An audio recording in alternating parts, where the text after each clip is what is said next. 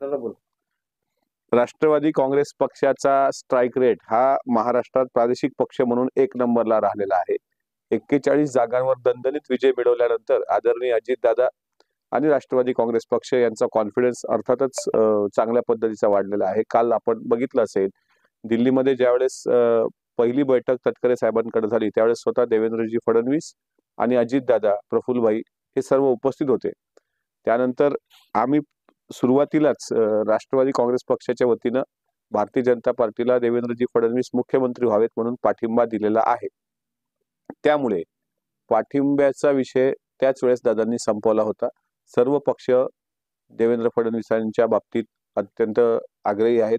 त्यांनी महाराष्ट्राचं मुख्यमंत्रीपद भूषवावं आणि म्हणून एकंदरीत जर तुम्ही दादांची किंवा दादांसोबत अमित शहाजी, जे.पी. नड्डा यांची बॉडी लँग्वेज जर तुम्ही बघितली असेल तर ती नक्कीच राष्ट्रवादीच्या काँग्रेस पक्षाच्या पुढील भवितव्याच्या दृष्टीने अत्यंत महत्वाची आहे. तर आला प्रश्न इनसाइड स्टोरीचा, तर काही खाती राष्ट्रवादी काँग्रेस पक्षाकडे असावी आणि हे पक्षश्रेष्ठींना भारतीय जनता पार्टीच्या पण वाटणं साहजिक आहे.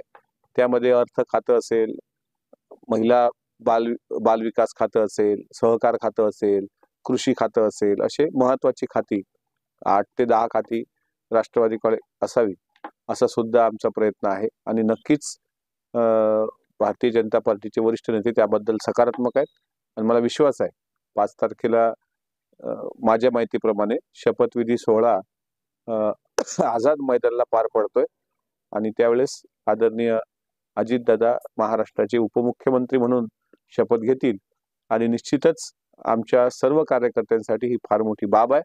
महाराष्ट्राच्या राजकारणात सर्व विरोधात असताना सुद्धा अजितदादांनी आपलं घट्ट स्थान अधोरेखित केलंय, एवढं मात्र नक्की.